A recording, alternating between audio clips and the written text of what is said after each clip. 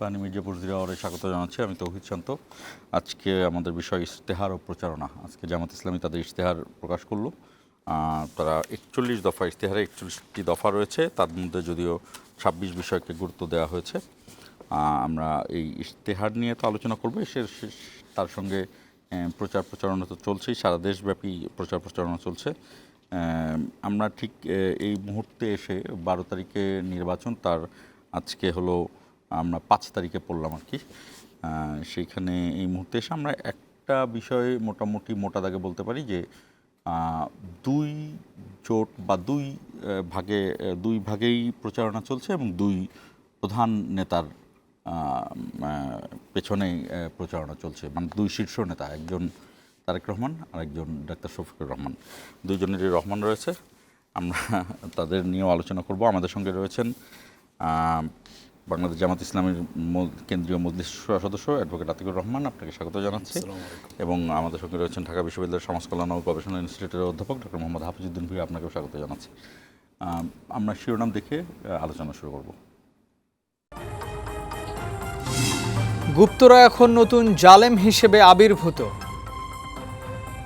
বাংলাদেশে এক নতুন জালেমের আবির্ভাব হয়েছে। এই গুপ্ত সংগঠনের ব্যক্তিরা নতুন জালেম রূপে আবির্ভূত হয়েছে বাংলাদেশের মানুষের কাছে। জনরায় পেলে পদ্মা ব্যারেজ নির্মাণের ঘোষণা। ক্ষমতায় গেলে নারীদের কর্ম 5 ঘন্টা করবে জামায়াত, 41 দফা ইশতেহার ঘোষণা। অনেক সময় 8 ঘন্টা কাজ করতে পারবেন না বলে পুরো চাকরিটাই ছেড়ে দেন। আমরা তো সেখানে তাদের জন্য সহজ করে দিচ্ছি, যাতে চাকরি তার ছাড়তে না হয়, ওটাও লেগে থাকবে, সন্তানও তার গায়ের তাকে সাথে জড়িয়ে থাকবে। রক্তচক্ষুকে ভয় নয়, সবার আগে দেশের স্বার্থ। নির্বাচনী প্রচার আর গণসংযোগে প্রার্থীদের ব্যস্ততা, ভোটারদের মন জয়ে প্রতিশ্রুতির ফুলঝুরি, বিভেদ সৃষ্টির ষড়যন্ত্র চলছে, অভিযোগ মির্জা আব্বাসের। সুষ্ঠু পরিকল্পনার মাধ্যমে সব সমস্যার সমাধান সম্ভব।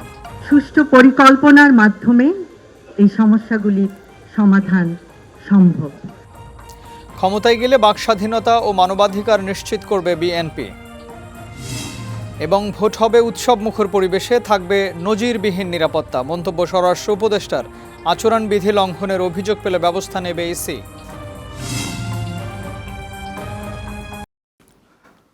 শুনছিলেন শিরোনাম। আমি আতিকুর রহমান, আপনার কাছে আসি। আপনাদের ইশতেহার আজকে আমি একটু মোটা দাগে আমরা ইতিমধ্যে খবরের মধ্যে পেয়ে গিয়েছি আপনাদের ইশতেহারের প্রধান প্রধান জায়গাগুলো। এটি তো খুবই যুগান্তকারী ঘটনা যে আপনার 5 ঘন্টা করতে চান। এটি ভালো না খারাপ, মানে সমাজের ক্ষেত্রে ভালো না খারাপ, সেই বিশ্লেষণ আমরা আমাদের এখানে সমাজবিজ্ঞানী আছেন, তার কাছে যাব হয়তোবা। তবে নারীর জন্য 5 ঘন্টা কর্ম ঘন্টা, এইটা এর আগে কখনো বাংলাদেশে কোনো দল বলেনি আমি যতটুকু জানি। এবং এটার যেমন উপকারিতা আছে, আমার ধারণা এই বিষয়টি যদি আপনার বাস্তবায়ন করতে যান, বিভিন্ন ধরনের বাধা বিপত্তিও রয়েছে।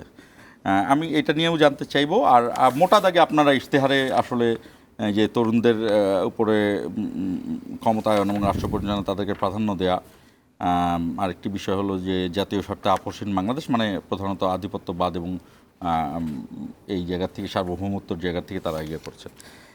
এটার সঙ্গে আরেকটা কথা যোগ করে দেই, সেটি হলো যে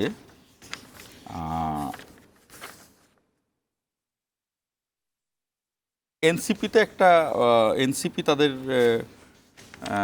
ইশতেহারে সামরিক সক্ষমতা বাড়ানোর একটা রাখা হয়েছে। তো বড় দল হিসেবে জামাত ইসলামীর ইশতেহারে তো সামরিক সক্ষমতা বাড়ানোর কোনো কথা লেখা নাই। এটা হয়তো বা আলোচনা করবেন আপনি মোটা দাগে আপনাদের ইশতেহারের উল্লেখযোগ্য জিনিসগুলো যদি তুলে ধরেন। জি, ধন্যবাদ আপনাকে, ধন্যবাদ আমাদের সহ আলোচক এবং যারা দেশবাসী শুনছেন সবাইকে আমাদের শুভেচ্ছা এবং সালাম জানাচ্ছি। জি, বাংলাদেশের জন্য এটি রাজনৈতিক ইতিহাসে গুরুত্বপূর্ণ দিন, যে বাংলাদেশ রাষ্ট্রটাকে আগামীর সম্ভাবনাকে ধারণ করে একটা জনকল্যাণমূলক কিংবা কল্যাণ ভিত্তিক রাষ্ট্র ব্যবস্থা গঠনের জন্য জামাত ইসলামী একটা দূরদর্শী এবং বাস্তবসম্মত একটা ইশতেহার জাতির সামনে প্রণয়ন করেছে। আপনি বলেছেন যে এখানে আমাদের 26টা দিকে আমরা অগ্রাধিকার দিয়েছি, 41 দফা সেখানে হয়েছে এবং আমাদের এই ইশতেহারের শুরুর দিকে 10টা বিষয়কে আমরা খুব বেশি গুরুত্ব দিয়েছি, যে আমরা 5টা দিককে বলেছি হ্যাঁ, 5টা দিককে বলেছি আমরা না। এবং এটি এক নজরে গোটা ইশতেহারটাকে আমাদের চিত্রিত করে। দুর্নীতিতে আমাদের না প্রথম, সততাতে আমাদের হ্যাঁ, ফ্যাসিবাদকে আমাদের না, ঐক্যে আমাদের হ্যাঁ, আধিপত্যবাদকে আমাদের না, ইনসাফকে আমাদের হ্যাঁ, বেকারত্বকে না, দক্ষতাকে হ্যাঁ, চাঁদাবাজিকে না, কর্মসংস্থানকে হ্যাঁ। এই 10টা দিককে জামাত মোটা দাগে একটা ক্যাম্পেইন আমরা করেছি, যাতে মানুষ সহজে ইশতেহারের মৌলিক দিকগুলো আমাদের বোঝার সুযোগ পায়। এর পাশাপাশি আমাদের যুবকদের ক্ষমতায়নকে অগ্রাধিকার দেওয়া হয়েছে এবং বলা হয়েছে যে উল্লেখযোগ্য সংখ্যক তরুণ তরুণী কিংবা যারা যুবকরা আছেন তারা রাষ্ট্র পরিচালনায় অংশীদার হবেন, তাদেরকে সেখানে মন্ত্রিত্ব দেওয়া হবে। এই কথাটা কিন্তু আমাদের ইশতেহারের ভিতরে আছে। নারীদের জন্য নিরাপদ এবং মর্যাদাপূর্ণ অংশগ্রহণমূলক রাষ্ট্র গঠনের ব্যাপারে বলা হয়েছে এবং নারীদের মধ্যে থেকে উল্লেখযোগ্য সংখ্যক মন্ত্রিত্ব দেওয়া হবে জামাত ক্ষমতা আসলে 11 নির্বাচনী ঐক্য, সে বিষয়ে এখানে বলা হয়েছে। আমাদের দুর্নীতি যেখান থেকে হয়, আমাদের প্রাতিষ্ঠানিক যে জায়গাগুলোতে হয়, এগুলোকে মৌলিক সংস্কারের মাধ্যমে একটা দুর্নীতিমুক্ত রাষ্ট্র গঠনের বিষয়ে এখানে ইশতেহার উপস্থাপন হয়েছে। জুলাই সনদের ধারাবাহিকতা বলা হয়েছে এবং যদি জামাত জোট ক্ষমতা আসে পিআর পদ্ধতির বিষয়ে সেখানে বলা হয়েছে। শ্রমিকের ন্যায্য মজুরিকে এখানে অগ্রাধিকার দেওয়া হয়েছে। খাদ্যে আমাদের ভেজাল মুক্ত খাবার কি করে করা যায় সে ব্যাপারে একটা গাইডলাইন সেখানে দেওয়া হয়েছে। এর বাহিরে যদি আমরা বিশ্লেষণ করি, এখানে প্রবীণদের একটা চিকিৎসা সুবিধা, বিশেষ করে যাদের বয়স 60 বছরের উপরে, তাদের চিকিৎসাকে একদম বিনামূল্যে করা, মানে গ্র্যাজুয়ালি, এবং যাদের বয়স 5 বছরের নিচে, এই দিকটাকে অগ্রাধিকার দেওয়া হয়েছে এবং সর্বস্তরে বিনামূল্যে শিক্ষা নিশ্চিত করা বলা হয়েছে। এবং যেটা বলছেন মায়েদের কর্মঘণ্টা, এখানে কিন্তু শুধু মায়েদের, যারা কর্মজীবী মা, তাদের দুগ্ধপোষ্য শিশু সন্তান থাকে। দেখো বাংলাদেশের বাস্তবতায় আমাদের নারীদের বড় অংশ তারা শিল্প সেক্টরে কাজ করে থাকেন। এর বাহিরেও নানা অপ্রাতিষ্ঠানিক খাতে আমাদের নারী বোনেরা তারা সেখানে কাজ করে থাকেন। একজন দুগ্ধপোষ্য সন্তান যখন দীর্ঘ সময় তার মায়ের আপনার কাছাকাছি থাকার সুযোগ না পায়, এটা নিঃসন্দেহে আমাদের ভবিষ্যৎ প্রজন্মের জন্য একটা ক্ষতির কারণ। জামাত এই দিকটাকে অ্যাড্রেস করেছে, যেই প্রতিষ্ঠানে আমাদের নারীরা থাকবেন, মায়েরা থাকবেন, তারা 5 ঘন্টা সময় দিবেন তাদের কর্মক্ষেত্রে এবং তারা 8 ঘন্টা তারা সুবিধা পাবেন।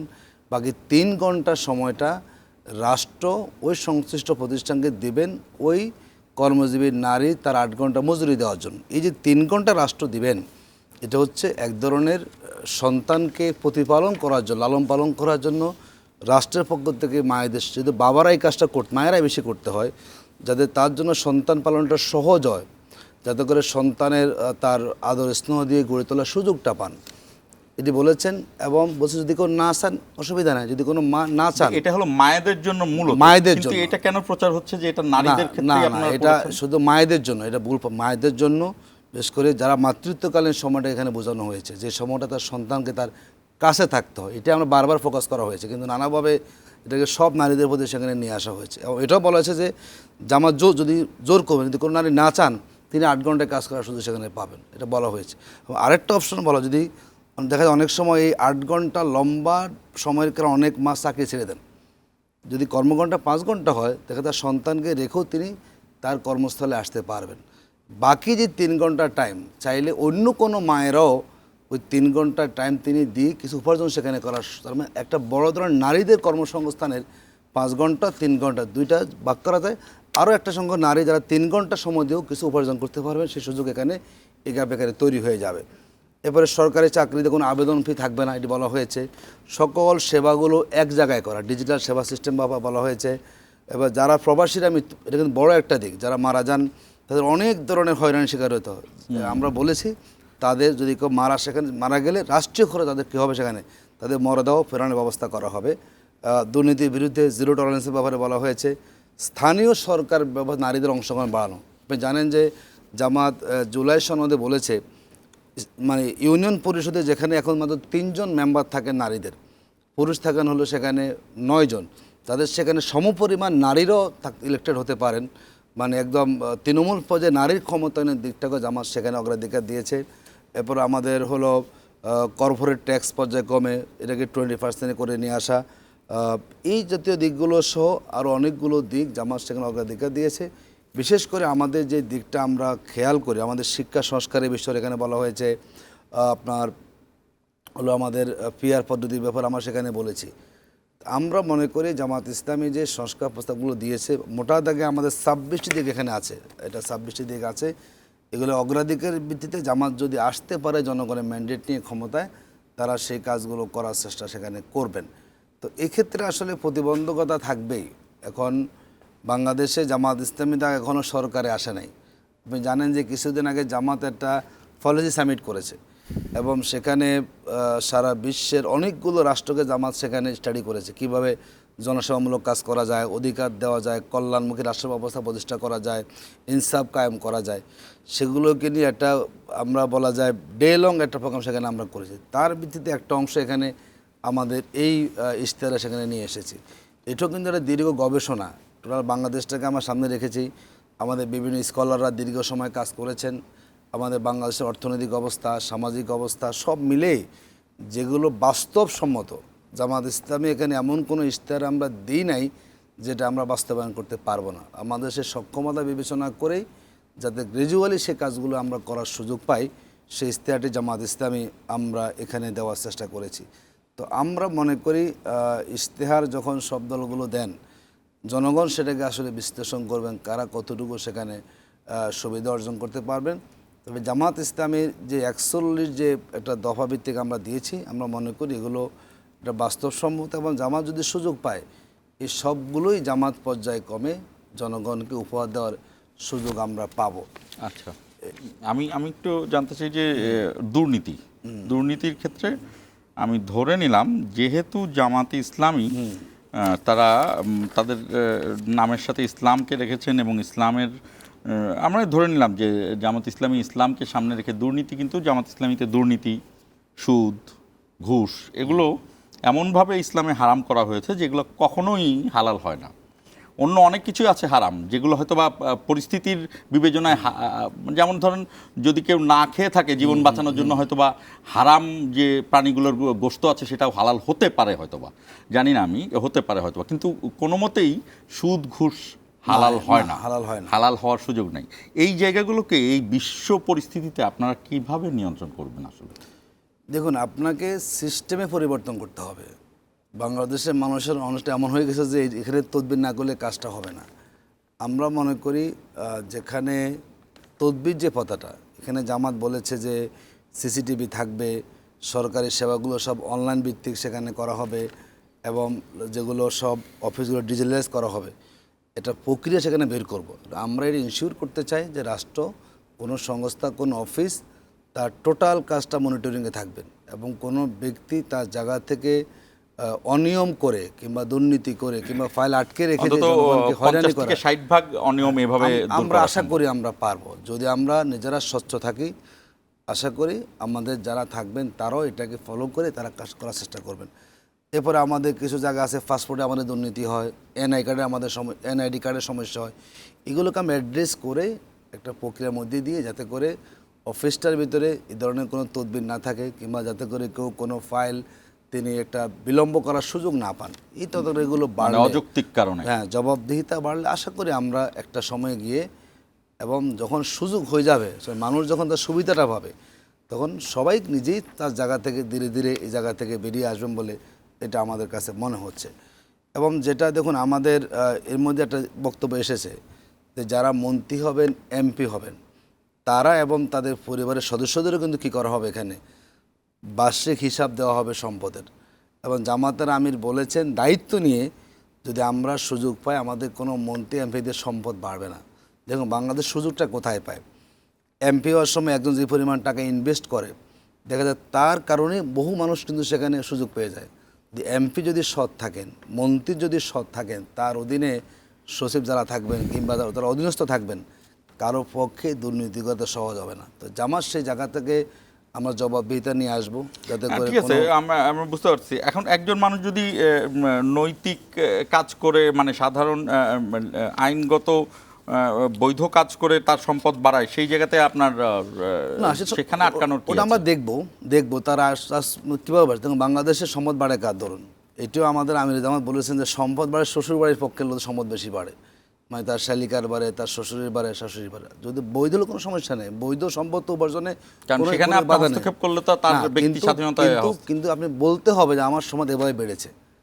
আপনি এখানে কোনো কালো টাকা করার সুযোগ নাই যে আমি আমার এই ইনকাম সোর্স এই আমার এখান থেকে এত টাকা এসেছে। আপনি কোনো বোঝা মিলের আশ্রয় দিয়ে বোঝানো এই সুযোগ জামাতে থাকবে না। এটি আমার ব্যক্তিগতভাবে জামাত সেটা ফলো করে, এবং আমরা আশা করি রাষ্ট্র ক্ষমতা আসলেও এই জায়গা শতভাগ স্বচ্ছতা জামাত ইসলামী ইনশিওর করতে পারবে তার দলের এমপি এবং মন্ত্রীদের ক্ষেত্রে, এতটুকু বলতে পারি আমরা। এটা আপনার কাছে আরেকটা প্রশ্ন রেখে আমি হাফিজউদ্দিনের কাছে যাব, যে আমাদের এই জুম্মার নামাজে মসজিদ যেভাবে ভরে যায়, তারপরও আমাদের যে দুর্নীতিতে আমরা চ্যাম্পিয়ন হয়ে যাই, তা আমরা তো আমাদের রিচুয়াল ধর্মটা করি, কিন্তু আমাদের ধর্মে তো বলা আছে যে দুর্নীতি করা যাবে না বা ঘুষ খাওয়া যাবে না, তারপর হয় আর কি। এই প্রশ্নগুলো থাকবে পরে। আমি একটু হাফিজউদ্দিন ভাই আপনার কাছে আসতে চাই। এই যে মায়েদের জন্য যে 5 ঘন্টার কথা বলছেন, এটি শুনতে খুবই লুক্রেটিভ বলে, খুবই লুক্রেটিভ একটা ইয়ে। হ্যাঁ, আরও বিষয়গুলো রয়েছে, যেমন ওনারা 4 নম্বরে নারীদের জন্য নিরাপদ মর্যাদাপূর্ণ অংশগ্রহণমূলক রাষ্ট্র গঠন করা, নিরাপদ মর্যাদাপূর্ণ অংশগ্রহণমূলক রাষ্ট্র গঠন করা, যুবকদের ক্ষমতায়ন এবং রাষ্ট্র পরিচালনা তাদেরকে প্রাধান্য দেওয়া, বৈষম্যহীন ন্যায় ও ইনসাফ ভিত্তিক একটি মানবিক বাংলাদেশ গঠন করা, এই জায়গাগুলোকে ওনারা গুরুত্ব দিচ্ছেন। আমার কথা হলো যে আপনি এই যে কথা উনি নিজেও স্বীকার করলেন, জামাত ইসলামী তো বাংলাদেশের ক্ষমতায় এর আগে আসেনি, এবং বাংলাদেশ সম্পর্কে জামাত ইসলামীর অনেকগুলো বাধা আছে, তার বিভিন্ন সময় বাধার মুখে পড়ে। আমি বাস্তবতার আলোকে বলছি, জামাত ইসলামী এই ইশতেহার কেমন লাগছে আপনার, কেমন মনে হচ্ছে? ধন্যবাদ। যারা দেখছেন এবং শুনছেন সবাইকে স্বাগত জানাচ্ছি। তো নির্বাচনী ইশতেহার মূলত একটা রাজনৈতিক দলের হচ্ছে তার কমিটমেন্ট জনগণের কাছে, যে কমিটমেন্ট নিয়ে তারা নির্বাচন করছেন, ভোট প্রার্থনা করছেন।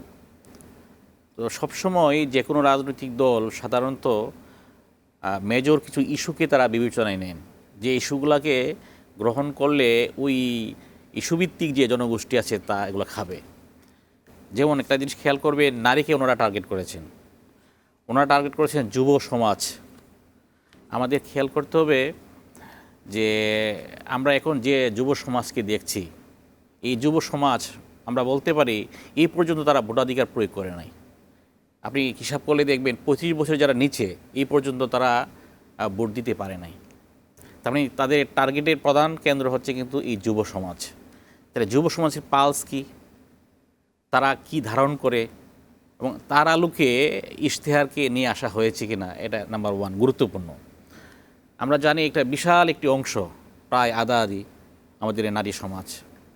তো নারী সমাজের এই অংশের ভোট নিতে হলে মানে কী ধরনের তাদের পক্ষে, তাদের কল্যাণে, উন্নয়নে কর্মসূচি নিলে তারা উপকৃত হবে অথবা তারা গ্রহণ করবে, সেইটা তারা ধারণ করেছে। এমন একটি আমি কর্মসূচি তাদের ইশতেহারে দেখলাম। যে কথাটি আসছে, আমাদের কিন্তু মনে রাখতে হবে আমাদের সম্পদ, আমাদের সক্ষমতা একটা গুরুত্বপূর্ণ।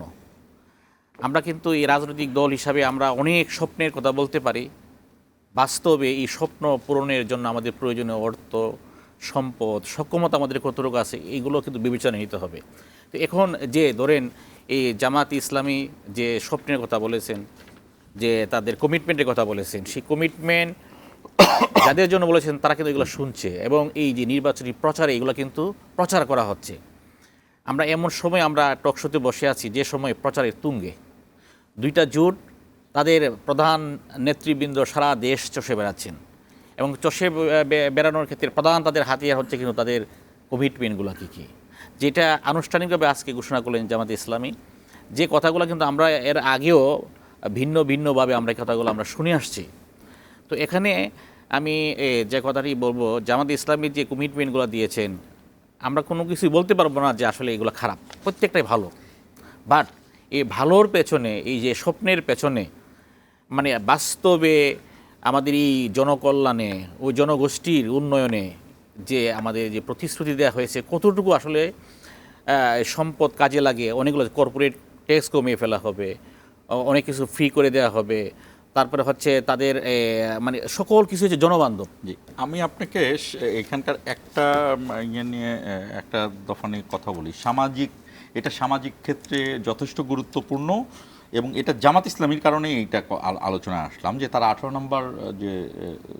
নম্বর বলেছেন যে সংখ্যাগুরু এবং সংখ্যালঘু, মেজরিটি এবং মাইনরিটি নয়, বরং বাংলাদেশের নাগরিক হিসেবে সকলের নাগরিক অধিকার প্রতিষ্ঠা এবং পিছিয়ে থাকা নাগরিক ও শ্রেণীগোষ্ঠীর জন্য বিশেষ সুবিধা নিশ্চিত করা। এটা বলার কারণ এই যে তারা এবার যে দেখলাম যে আমরা যেমন খুলনায় একজন সনাতন ধর্মের লোক তিনি জামাত ইসলামীর প্রার্থী হয়েছে। আমরা ডাকসুতে দেখলাম যে শিবিরের মনোনয়ন, যদিও সেটা শিবিরের পুরো প্যানেল ছিল না, ওটা তাদের মতো করে একটা প্যানেল সেখানে করেছে।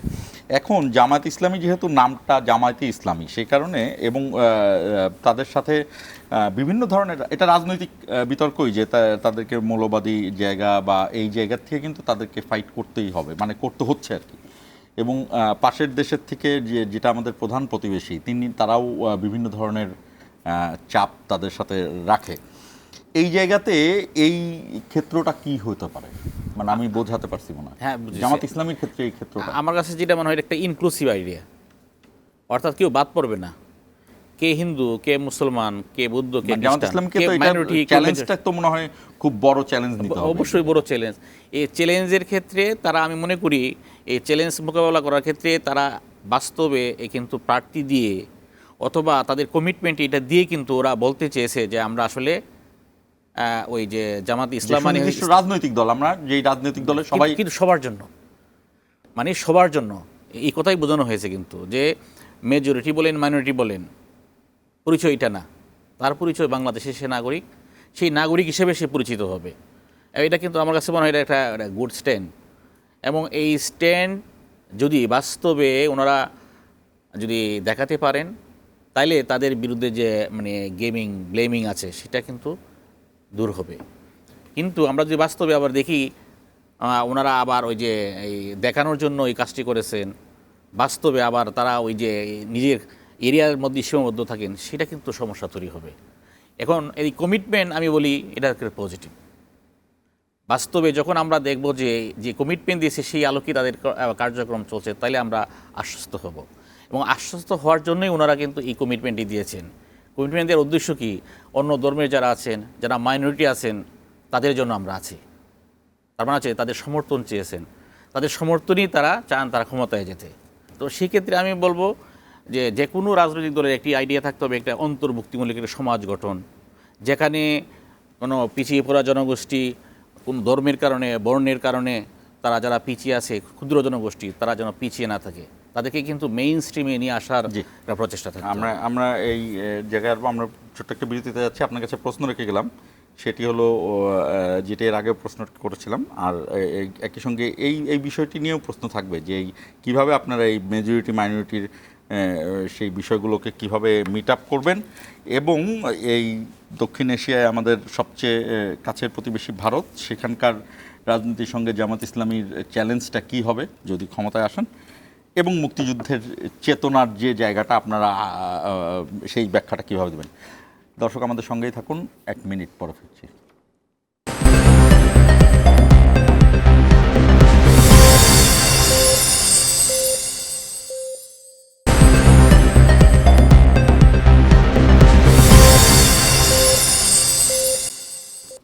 আবার স্বাগত ইসলামী মির্জাপুর জিরাওয়ারে। আতিকুর রহমান, আপনার কাছে আসি আবার। যে প্রশ্নটি আমি শেষ করেছিলাম যে সংখ্যালঘু, আপনাদের 18 নম্বর, সংখ্যাগুরু সংখ্যালঘু নয়, বরং বাংলাদেশের নাগরিক হিসেবে সকলের নাগরিক অধিকার প্রতিষ্ঠা ও পিছিয়ে থাকা নাগরিক ও শ্রেণীগোষ্ঠীর জন্য বিশেষ সুবিধা নিশ্চিত করা।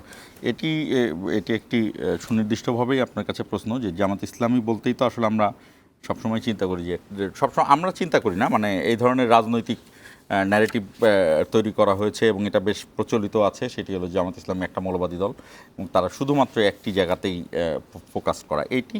এবং এর সঙ্গে আপনারা যে যদি নির্বাচিত হয়ে সরকার গঠনই করেন, তাহলে আমি সারা বিশ্বের জিওপলিটিক্যালি আপনার ডিপ্লোমেসি জানতে চাই না, প্রথমে জানতে চাই যে ভারতের সাথে আপনাদের ডিপ্লোমেসির জায়গাটা কতটুকু পরিষ্কার বা কোন জায়গা দিয়ে চিন্তা করছেন? জি, আপনার প্রথম কথা হচ্ছে যে আমরা জামাত ইসলামীর আমির সব জনসভায় বলছেন যে আমরা জামাতের ক্ষমতা নয়, আমরা 18 কোটি মানুষেরকে মানে ক্ষমতা আমরা চাই, সব বলেছেন। এবং দেখুন আমাদের 11 দলীয় নির্বাচনী ঐক্য এবং জামাতের যে স্লোগান চলো একসাথে গড়ি বাংলাদেশ, মানে একটা ইনক্লুসিভ বাংলাদেশ আমরা করতে চাই। এখানে কোনো শ্রেণীভেদ নাই, কোনো ধর্ম বর্ণকে আলাদা করে দেখার কোনো সুযোগ নেই। তিনি বাংলাদেশের নাগরিক হিসাবে তার যার রাইট আছেন সকল রাইট তিনি অধিকার তিনি পাবেন। রাষ্ট্র সেখানে তার অধিকারের ক্ষেত্রে তিনি মানে ভিন্ন ধর্মাবলম্বী কিংবা তিনি নিগোষ্ঠী তিনি এগুলো দেখার কোনো সুযোগ নেই। এটা আমরা মেজরিটি এবং মাইনরিটি এই ধারণা আমরা বিশ্বাস করি না। বাংলাদেশের নাগরিক এ হচ্ছে একজন মানুষের পরিচয়। সেই ভিত্তিতেই জামাত সকলের ক্ষেত্রে তার যে রাষ্ট্রীয় অধিকারটা, নিরাপত্তা, সামাজিক মর্যাদা এটি শতভাগ ইনশিওর আমরা করতে চাই। এটা হলো আমাদের প্রথম বক্তব্য। দ্বিতীয় হচ্ছে জামাত ইসলামী আমাদের ইশতেহারে আছে যে আমরা ভিন্ন ধর্মাবলম্বী নিগোষ্ঠী থেকে এবার আমাদের যদি জামাত সুযোগ পায়, জনগণের ম্যান্ডেট দেয়, সেখানে তো মন্ত্রিসভা থাকবে। তার মানে হচ্ছে মানে আপনার বাংলাদেশের কোনো শ্রেণী বাদ যাবে না যার প্রতিনিধিত্ব কিন্তু সরকারে থাকবে না। মানে সবাইকে নিয়ে একটা ইনক্লুসিভ বাংলাদেশ গড়ার লক্ষ্যেই চলো একসাথে গড়ি বাংলাদেশ এই স্লোগান দিয়ে জামাত ইসলামী আমরা নির্বাচনী ক্যাম্পিং করে যাচ্ছি। দ্বিতীয় দেখুন আমরা সকল দেশের সাথে বন্ধুত্বপূর্ণ সম্পর্কে বিশ্বাসী এবং আমাদের আমির জামাত বলেন যে প্রতিবেশী কখনো পাল্টানো যায় না, সেখানে থাকবে। কিন্তু আমাদের দেখুন প্রথম যে কথাটা আমরা এখানে বলেছি জাতীয় স্বার্থে আপোষহীন বাংলাদেশ, এই স্লোগানের আলোকে স্বাধীনতা, সার্বভৌমত্ব ও জাতীয় স্বার্থে আপোষহীন রাষ্ট্র গঠন, এটা হচ্ছে আমাদের 1 নম্বর অগ্রাধিকার তালিকায়।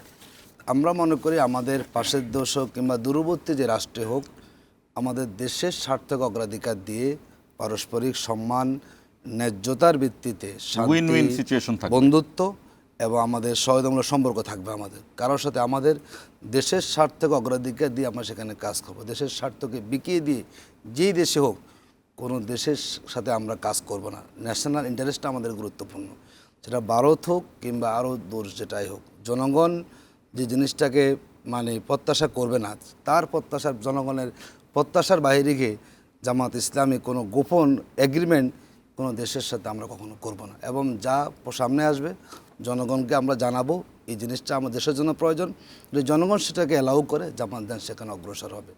আমরা এর বাইরে ব্যতিক্রম কোনো কিছু করার চিন্তা আমাদের নাই।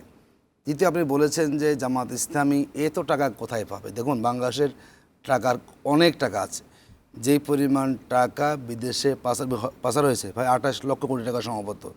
যদি আমরা নেতৃত্বকে সৎ করতে পারি, যদি রাষ্ট্র যদি দুর্নীতিমুক্ত থাকে, যদি এমপি মন্ত্রী যদি দুর্নীতি না করেন, আমরা মনে করি রাষ্ট্রের টাকা অপচয় বন্ধ হবে এবং দেশের টাকাও আমাদের সেখানে বাঁচবে। যেহেতু আমরা ট্যাক্সের হার বলছি আমরা কমাবো, যাতে করে ট্যাক্সে যে দুর্নীতিগুলো হয় সেগুলো বন্ধ হবে। অটোমেশন করার মাধ্যমে আমরা এখন বাংলাদেশে দেখুন বহু জায়গাতে মানুষ ঠিকভাবে ট্যাক্স দেয় না, নানা সুবিধা নিয়ে। যদি সেখানেও স্বচ্ছতা আসে, বাংলাদেশের আয়ের পরিমাণটা অনেক বেড়ে যাবে। তৃতীয় আমাদের জাকাত ব্যবস্থা। দেখুন বাংলাদেশে জাকাতের কোনো সার্বজনীন কোনো সিস্টেম নাই। যদি আমরা জাকাতটাকে রাষ্ট্রীয়ভাবে করতে পারি, রাষ্ট্রের উন্নয়নের জন্য, মানুষের পুনর্বাসনের জন্য, বাংলাদেশ যদি শতভাগ জাকাত ইনশিওর করা যায়, এই জাকাত দিয়েও কিন্তু একটা বড় ধরনের অর্থনৈতিক ব্যাকআপ সেখানে পাওয়া যাবে। আমরা আরেকটা কথা বলেছি যে আমাদের একটা মাত্র কার্ড থাকবে, মানে আপনি ওই কার্ডের ভিতরে আপনার সব থাকবে ইনফরমেশন। এখন তো বহু লোক মনে করেন ট্যাক্স দেয় না, কিন্তু ওই কার্ডের ভিতরে তার সব ইনফরমেশন থাকবে। রাষ্ট্র সহজে বুঝতে পারবে এই ব্যক্তি তিনি তার উপার্জনে দেখাচ্ছেন। আমি রাষ্ট্র যদি স্বচ্ছ থাকে, আমার কাছে মনে হয় বাংলাদেশের এখন যেই পরিমাণ বাৎসরিক আয় হয় এতে কয়েক গুণ আয়, ইন্টারনাল আয়টাই অনেক বেড়ে যাবে এবং তাই দিয়ে রাষ্ট্রের যতটুকু আমাদের সমস্যা আছে সেগুলোকে আমরা দূর করার সুযোগ পাবো। এক্ষেত্রে সৎ নেতৃত্ব, যোগ্যতা, আমাদের যুবকদেরকে মানে এমপাওয়ারমেন্ট করা, দক্ষ জনবল তৈরি করা, এই যে আরও প্ল্যান তো আমাদের আছে। আমরা যুবকদেরকে কাজ দেবো বলেছি এবং আমাদের প্রথম প্ল্যান যুবকরা উদ্যোক্তা হবে। তার জন্য তাকে 2 বছর যাবৎ একটা জামাত বলেছে, তার ফলে সেটা আমরা সামিটে বলেছি যে 10,000 টাকা আমরা দেবো রাষ্ট্র বিনা সুদে, কারণ সুদ থাকবে না, এটা অনেকটা কর্জে হাসালার মতো হয়ে থাকবে। সে 2 বছর নেবে যাতে করে সে উদ্যোক্তা শুধু সেখানে পেয়ে যায়, দেন তারপরে না হলে সে কোনো জবে সে ঢুকবে। মানে বাংলাদেশে কাউকে আমরা বেকার ভাতা দিব না, যাতে করে কোনো যুবক সে পড়াশোনা করে হয় সে কাজ শিখবে, নতুবা সে দক্ষ হয়ে ভালো জায়গায় সে যাবে। বেকারত্ব ভাতা দিয়ে কাউকে বোঝা আমরা করতে চাই না। আশা করি আমাদের আমরা- যে আমরা পলিসিগুলো ইয়েতে যাবো। আছে এর এটি হলো মধ্যে যে, দিয়ে আমরা রাষ্ট্রকে পরিচালনা করার সুযোগ পাবো, একটা নতুন বাংলাদেশ আমরা উপহার দিতে পারবো। আপনি সমাজবিজ্ঞানে আপনি জানেন যে আমরা বেভরিজ রিপোর্ট পড়েছিলাম যে যত ভিক্ষা দেওয়া হোক তার কর্মক্ষমতা নষ্ট হয়ে যায়, এবং একই কথা কিন্তু তারও আগে হযরত মুহাম্মদ সাল্লাল্লাহু আলাইহি ওয়াসাল্লাম ভিক্ষাটাকে রদ করেছিলেন। সেইভাবে আমাদের নবী করিম সাল্লাল্লাহু আলাইহি ওয়াসাল্লাম যে ভিক্ষা যদি দেওয়া হয়, মানে সম্প্রদানকারকে যদি কাউকে আপনি সাহায্য দিতেই থাকেন, তার কর্মক্ষমতা নষ্ট হয়ে যায়। এটা আমি বুঝি যে এই জায়গার থেকে, কিন্তু এই যে কথাগুলো বলছেন, এখন আবার যে এই দুর্নীতির জায়গাটা, ব্যাংকের কর্পোরেট ট্যাক্স কমানো, একটা নির্দিষ্ট মাত্রায় 54 বছর ধরে একটা দেশ চলে আসছে। আমি জানি না এটা আসলে তারা কতটুকু কতটুকু বাস্তববাদী চিন্তা তাদের এটা। না, ওই যে প্রস্তাবগুলো আসছে প্রত্যেকটা কিন্তু চ্যালেঞ্জিং, বললাম আর হয়ে যাবে তা কিন্তু না। তো একটা জিনিস খেয়াল করবেন, আমরা যে দুর্নীতির কথা বলছি, বাংলাদেশে দুর্নীতি হয় সবচেয়ে কোথায়? সেবা খাতে। যে জায়গা থেকে সেবা পাবে, ওই সেবা পেতে গিয়ে মানুষ সবচেয়ে হয়রানির শিকার হয় এবং দুর্নীতির মধ্যে আবদ্ধ হয়ে পড়ে আমাদের এই যে জনগোষ্ঠী। তো এইগুলো থেকে উত্তরণ ঘটাতে পারলে ধরেন এখানে অনেক সুবিধা পাওয়া যাবে। যেমন আমরা যদি ওই যে সেবা খাতকে যদি আমরা এই যে অনলাইন বেসড ডিজিটাল করে ফেলতে পারি, ম্যানুয়ালি বাদ দিয়ে আমরা অটোমেটিক হয়, তাইলে, কারণ আমরা হাতে যখন ফাইল থাকে, ফাইলটা আমার হাত থেকে আরেকজনের কাছে যাওয়ার কথা, তার মানে হচ্ছে এই ফাইলটা এক জায়গা থেকে আরেক জায়গায় যেতে এখানেই আমাদের দুর্নীতির একটা সুযোগ তৈরি হয়। আর এটাকে যদি আমরা ডিজিটাল করে ফেলতে পারি, অটোমেটেড করে ফেলা সম্ভব হয়, সেক্ষেত্রে কিন্তু এই দুর্নীতিটা ক্রমান্বয়ে হ্রাস করা সম্ভব। সেখানে দুর্নীতি হয় না তা না, কিন্তু সেখানেও আরও সিস্টেম চালু করা সম্ভব, যার মধ্য দিয়ে এই দুর্নীতি দূর করা সম্ভব। কারণ দুর্নীতি কিন্তু আমাদের মধ্যে সবচেয়ে বড় ধরনের একটা অভিশাপ, এবং এটা আমাদের অনেক সম্পদকে নষ্ট করে ফেলে। 2 নাম্বার, ওনারা যে কথাটি বলতে চাইলেন যে যুব সমাজ, আমাদের একটা জিনিস খেয়াল করতে হবে, যুব সমাজের তাদেরকে আয়ের সাথে সম্পৃক্ত করার উপায় 3টা। নাম্বার 1 হচ্ছে তাদেরকে উদ্যোক্তা হিসেবে গড়ে তোলা। নাম্বার 2 হচ্ছে তাদেরকে সরকারি চাকরি অথবা বেসরকারি চাকরির মধ্যে অন্তর্ভুক্ত করা। 3 নাম্বার হচ্ছে জনশক্তি রপ্তানির মধ্য দিয়ে তাদেরকে বাইরে পাঠিয়ে দেওয়া। এই 3টা ওয়ে আছে, যে ওয়ের মধ্য দিয়ে আমি যুব সমাজকে ম্যানেজমেন্ট করতে হবে। এই যুব সমাজ যদি প্রপার ম্যানেজমেন্ট হয়, আপনি জানবেন যে প্রত্যেকটা দেশে একটা পপুলেশন ডিভিডেন্ড আছে, যে সময়টা আমরা পার করছি, আমরা এখন ডেমোক্রেটিক ডিভিডেন্ডের একদম চূড়ান্ত পর্যায়ে আছি। তো এই চূড়ান্ত যে সারা বিশ্বের চিত্র হচ্ছে, এই ডেমোগ্রাফিক ডিভিডেন্ডকে যে রাষ্ট্র কাজে লাগাতে ম্যানেজমেন্ট করতে পেরেছে, প্রপারলি এই যুব সমাজকে ব্যবহার করতে পেরেছে, না পারলে নাইজেরিয়ার মতো অবস্থা হবে। সেই দেশ উন্নত হয়েছে। আমি এই কথা নিয়ে থাকবো, আমি আতিকুর রহমান আপনার কাছে আসবো। আমরা ছোট্ট একটা বিরতির সময় হয়ে গেছে, দর্শক আমাদের সঙ্গেই থাকুন। 1 মিনিটের বিরতির পরে আবার ফিরছি।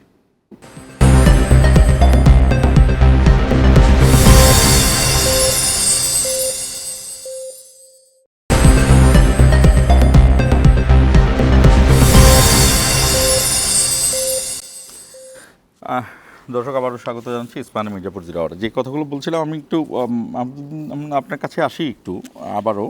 সেটা হলো, আপনি দেখছেন যে আমাদের তুমুল প্রচারণা চলছে, তুমুল প্রচারণাই বলছি, তুমুল বাকবিতণ্ডা বললাম না আর কি, তুমুল প্রচারণা চলছে।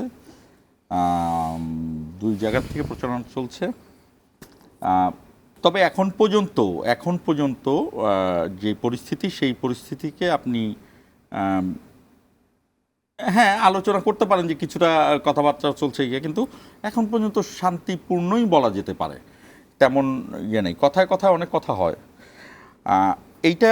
এইটার থেকে কি আমরা আগামী নির্বাচনে কারোর অনুপস্থিতিকে বিলুপ্ত করা গেছে কিনা? একটা জিনিস খেয়াল করতে হবে, আমরা আরো খোলামেলা বলবো কিনা বুঝতে পেরেছি। আমি আর প্রথম ভেবেছিলাম কি বড় দল নেই, একটা বড় দল নেই, মানে একটা শূন্যতা আছে। বিপরীতে এখন আমরা কি দেখছি, 2টা বৃহৎ জোট হয়েছে, 2 বৃহৎ জোটের বাক যুদ্ধ চলছে, কিন্তু সারা দেশব্যাপী চষে বেড়াচ্ছে এবং মানে একে অপরকে গাইল করার চেষ্টা করছে। এগুলো রাজনৈতিক কৌশল এবং এটা খুব একটা স্বাভাবিক ঘটনা। ধরেন এই ঘটনাগুলো যদি না ঘটে, তাহলে যে দেখে যে নির্বাচন আছে বোঝা যেত না। আমার কাছে মনে হয় এই যে এখন আমরা রাজনৈতিক জোট 2টার মধ্যে লড়াইয়ের একটা আভাস পাচ্ছি, সেই আভাস যে তথাকথিত যে শূন্যতার কথা বলা হয়েছিল, সেই শূন্যতাকে পূরণ করে দিয়েছে।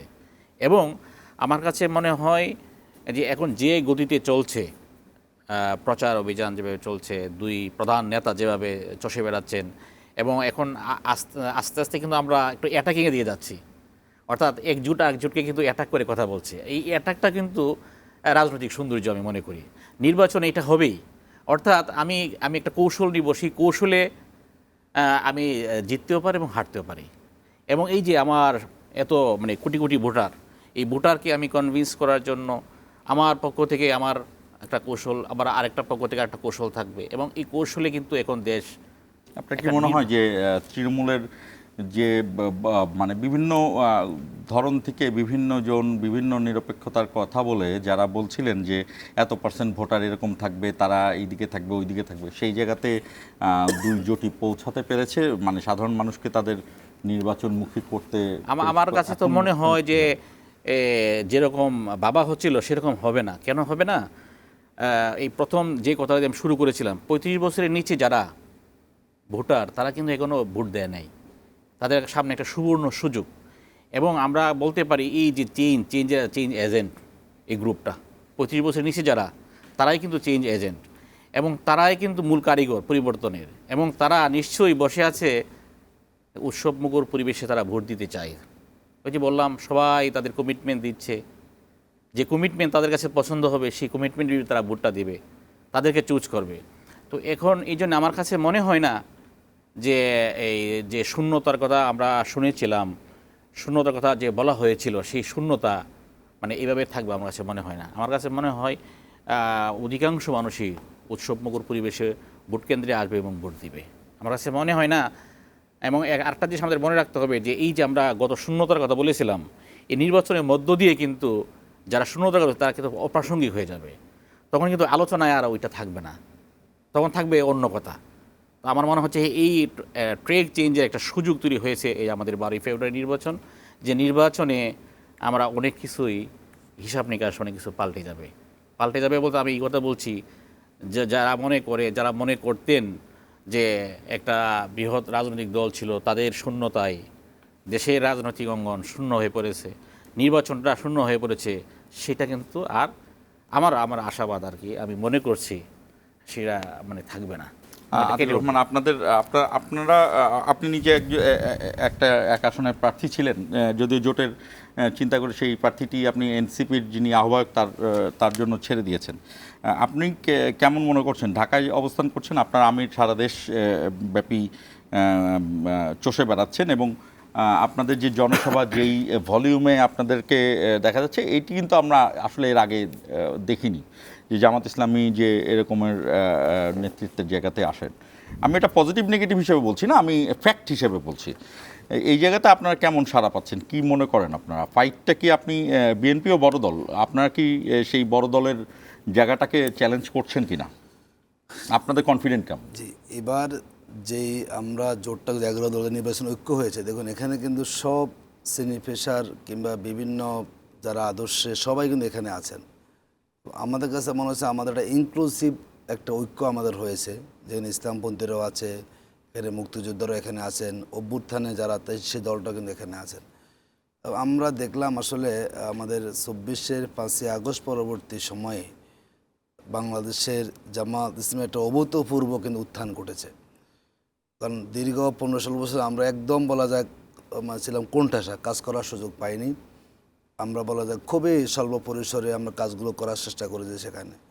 কিন্তু মানুষ যখন আমাদেরকে ওপেনলি দেখার সুযোগ পেল, আমাদের নানা তৎপরতার কারণে বাংলাদেশের মানুষের এখন অনেক বড় সমর্থন জামাত সহ এই ঐক্যটা আমরা সেখানে পাচ্ছি।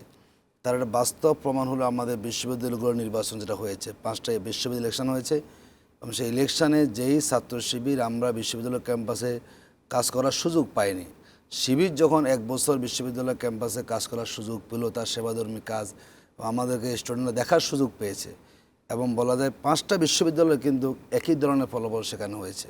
তো বাংলাদেশের মানুষ এখন আমাদেরকে দেখছে, এবং আমাদের আমির যেখানে যাচ্ছেন, আপনি সবগুলো ছবি আপনিও সেখানে দেখেছেন, মানুষের স্বতঃস্ফূর্ত অংশগ্রহণ সেখানে, এবং যতগুলো জরিপ ইতিমধ্যে হয়েছে তাতে এবারের ইলেকশনটা আসলে কারোর জন্য সহজ হবে না। মানে একদম খুব সহজে গিয়ে রাষ্ট্র ক্ষমতা চলে আসবেন এটি মনে করার সুযোগ নাই। আদৌ এমন হতে পারে বিএনপি, এমন হতে পারে 11 ঐক্য আসতে পারে, মানে দুই অবস্থানের মধ্যে আছে। তবে সামগ্রিক যদি আমরা হিসাবটা করি জরিপগুলো নিয়ে আমাদের এনসিপি, তাতে 11 দলীয় নির্বাচনী ঐক্যের পক্ষে জয়ের পাল্লাটা বেশি বলে আমাদের কাছে মনে হচ্ছে। আমরা সে আলোকে সাড়াও কিন্তু পাচ্ছি। আজকেও এতে এসে 37% তরুণরা তারা জামাতকে চাচ্ছেন, 17% চাচ্ছেন এনসিপিকে, আর 27% চাচ্ছে সম্ভবত বিএনপিকে। এদেশের ভোটের মাঠে এবার যেটা গুরুত্বপূর্ণ হবে যুবক এবং তরুণদের ভোট। যতগুলো পর্যন্ত 5 থেকে 6টা সার্ভে আপনি দেখেছেন, সব জায়গাতে যুবক এবং তরুণদের সমর্থনটা জামাত জোটের দিকে বেশি, এটা আমরা খেয়াল করেছি। এবং নারীদের যেটা পরিসংখ্যান হয়েছে বিশ্ববিদ্যালয়ের ইলেকশনগুলোতে যেভাবে ছাত্রীরা আমাদের প্যানেলকে ভোট দিয়েছেন, ঠিক আমরা যদি নিরপেক্ষ অনেকগুলো সার্ভে আমরাও কিন্তু করিয়েছি নানাভাবে বিভিন্ন সংস্থাকে দিয়ে, সেখানেও চিত্রটা কিন্তু একই রকম। নারী সমাজের এবার সমর্থনটা দাঁড়িপাল্লা কিংবা জোট করেছি সেই দিকেই বেশি। আমরা মনে করি আমাদের মোটা দাগে নারীদের সমর্থন এবং আমাদের যারা যুবক, যারা তরুণ তরুণী, তাদের সমর্থনটা এবার জামাতের পক্ষে বেশি। এটাই ভোটের ময়দানে মাঠে আমাদেরকে এগিয়ে দিবে। আমরা মনে করি এটাই মূলত এবারের জামাত সহ যে 11 দলীয় নির্বাচন ঐক্য তাদেরকে রাষ্ট্র ক্ষমতা আসার ক্ষেত্রে বড় ভূমিকা পালন করবে, এতটুকু আমরা ময়দানে দেখেছি। এছাড়া দেশের যারা সাধারণ শ্রমিকরা আছেন, এটা আমরা আসলে ধারণারও বাহিরে। তিনি কখনো জামাতকে দেখেন নাই, কিন্তু আমরা দাঁড়িয়ে পারলে আমরা ভোট দেবো। এবার আমরা পরিবর্তন চাই এবং মানুষের আস্থা। যেমন একটা কথা বলা হয় না যে অমুকের রাষ্ট্র ক্ষমতা অভিজ্ঞতা না, অভিজ্ঞতা কার আছে বলুন তো, যেটা বলা হয় না। তখন আমাদের জামাতের আমির তিনিও আগে এমপি ছিলেন না, তিনি ফার্স্ট টাইম একটা জোটের প্রধান। জনাব তারেক রহমান তিনি কিন্তু আগে কোনো এমপি ছিলেন না। মানে কোনো দুই জোটেরই কিন্তু শীর্ষস্থানের ভিত্তিতে অভিজ্ঞতা কিন্তু নাই। মানে কেউ এমপি মন্ত্রী কেউ ছিলেন না। সুতরাং অভিজ্ঞতা বলে যে অমুক দলের অভিজ্ঞতা কম এটি বলা যাবে না। যিনি সেটা তো নাহিদ ইসলামেরও অভিজ্ঞতা ছিল না সরকার যে জোটে যিনি আন্দোলন আসবেন, করার। ধরুন যিনি যে জোট থেকে প্রাইম মিনিস্টার হবেন, এদের কারোই এমপি এবং মন্ত্রীর অভিজ্ঞতা নাই। এখন যার রাজনৈতিক অভিজ্ঞতা বেশি, যিনি বয়সে বেশি, হ্যাঁ, এখানে তো খুব ভালো গুরুত্বপূর্ণ কথা বলছেন। আমি যোগ করি যে যেই সরকার একদম বসেছিল, আপনারা সবচেয়ে জুলুমের শিকার হয়েছেন, বিএনপি জুলুমের শিকার হয়েছে। আপনার তো কনভেনশনাল রাজনৈতিক দল সেই শেখ হাসিনা সরকারকে ফেলাতে পারেন নাই। আপনাদের অভিজ্ঞতা ছিল আন্দোলনের, নাহিদ ইসলামরা ফেলে দিছে, তাদেরও তো অভিজ্ঞতা ছিল না। এটা এটা আমি আমরা আর একটু আপনার কাছে আসবো আমরা একদম শেষ মুহূর্তে।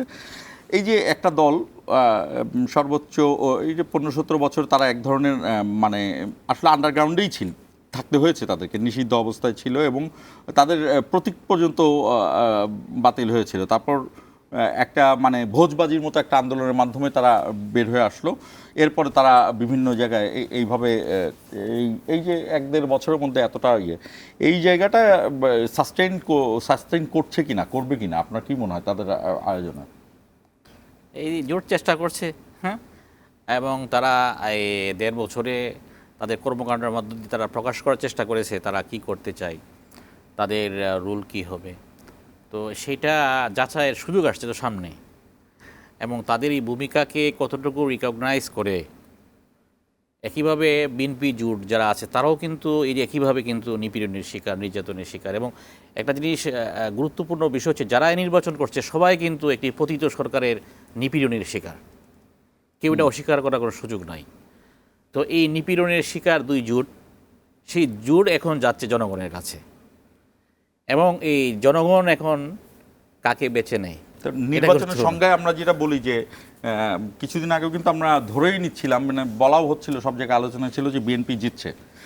এখন কি অনিশ্চয়তা আসছে নির্বাচনের সংজ্ঞায়? সবাই বলে যে নির্বাচনটা হলো অনিশ্চয়তার খেলা, অনিশ্চয়তা না মনে হলে নির্বাচনটা সুষ্ঠু হয় না। নির্বাচনটা গেমে হারতেও পারে, জিততেও পারে। তো কিন্তু একটা হচ্ছে আপনার গত একটা ইতিহাস আছে, আর একটা ইতিহাস নাই। সুতরাং যেটা ইতিহাস আছে সবাই সেটাকে আসলে আগে রাখতে চায়। মানে আপনার যেভাবেই আমরা বলি না কেন, আমরা দেখি যে বিভিন্ন আলোচনায় যে জামাত জোট তারা আগের চেয়ে অনেক ভালো পজিশনে, কিন্তু ভালো পজিশনে কোন জায়গায় আছে সেটা কিন্তু এখনো পরিমাপ করার কোনো সুযোগ হয় নাই। কিন্তু যেহেতু বিএনপি সরকারে ছিল সেজন্য সাধারণ কথাতে বিএনপির পূর্ব ধারণা আছে, অনুমান করে সবাই। তো এখন এই অনুমানটা কতটুকু সত্যি, মানে কার অবস্থান কতটুকু এখন আসলে এই দীর্ঘ 17-18 বছর পর আসলে সত্যিকার অর্থে এই দুই জোটের অবস্থান কিন্তু এখন 17 বছর আগের ঘটনা আর 17 বছর পরের ঘটনা কিন্তু এক না। এটা কিন্তু আমাদের মনে রাখতে হবে। 17 বছর পরে এসে এবং একটার ইতিহাস হচ্ছে তারা প্রতিষ্ঠিত শক্তি, একটা হচ্ছে মানে নতুন শক্তি। আপনাদের দুজনকেই স্বাগত জানাচ্ছি। আপনি কি যে আপনার দলের পক্ষে কোনো কিছু বলার আছে কিনা সাধারণ ভোটারের উদ্দেশ্যে? জি, আমরা যেটা বলি, বাংলাদেশে মানুষ এবার পরিবর্তন চাচ্ছে, মানুষ দুর্নীতিমুক্ত বাংলাদেশ দেখতে চাচ্ছে, মানুষ সুশাসন চাচ্ছে এবং মানুষের এটি আস্থা তৈরি হয়েছে দুর্নীতিমুক্ত বাংলাদেশ এটা সম্ভব। জামাত ইসলামী 11 দলের পক্ষেই সুশাসন সম্ভব আমাদের পক্ষে, এবং বিশেষ করে বাংলাদেশের যে আধিপত্যবাদী গোষ্ঠী যারা আমরা বলি, যদি সেখান থেকে বাংলাদেশকে আমরা ধরে রাখতে চাই, উদ্ধার রাখতে চাই, সেই ক্ষেত্রে 11 দল নির্বাচন ঐক্য সবচেয়ে বেশি ভালো ভূমিকা রাখতে পারে। মানুষ মনে করে যে আগামী দিনে সুশাসন ইনসাফ যদি প্রতিষ্ঠা করতে হয় সেটা আমাদের দ্বারাই সম্ভব, যার জন্য আমাদের বিভিন্ন সভাতে মানুষ ব্যাপক উপস্থিত হচ্ছে। আশা করি মানুষ তার জায়গা থেকে আগামী 12 তারিখে আমাদের ঐক্যকে তারা সমর্থন দিয়ে রাষ্ট্র ক্ষমতা আসার ক্ষেত্রে তারা আমাদের সহযোগিতা করবেন, আমরা সেই প্রত্যাশা করি। দুজনকে ধন্যবাদ আমাদের সঙ্গে যুক্ত হওয়ার জন্য। রাজনৈতিক দল আসলে ইনক্লুসিভিটির উপর নির্ভর করে। কোনো রাজনৈতিক দল কোনো একটি গোষ্ঠী বা কোনো একটি পক্ষের হতে পারে না। জামাত ইসলামীর ঐতিহাসিক নাম জামাত ইসলামী, যে এখানে নামটা ইসলামী শব্দটা আছে, সেখান থেকে সাধারণভাবেই কিন্তু অন্তত আর অনেকগুলো ধর্মের মানুষ দূরে সরে যাওয়ার কথা। এটা হলো নামের জায়গা থেকে, কিন্তু সেই জায়গার থেকে যদি তারা সেই বৈতরণী পার হতে পারে, সেইখান থেকে পার হওয়ার জন্য তারা বেশ কিছু পরিস্থিতি নিয়েছেন, তারা বেশ কিছু সিদ্ধান্ত নিয়েছেন।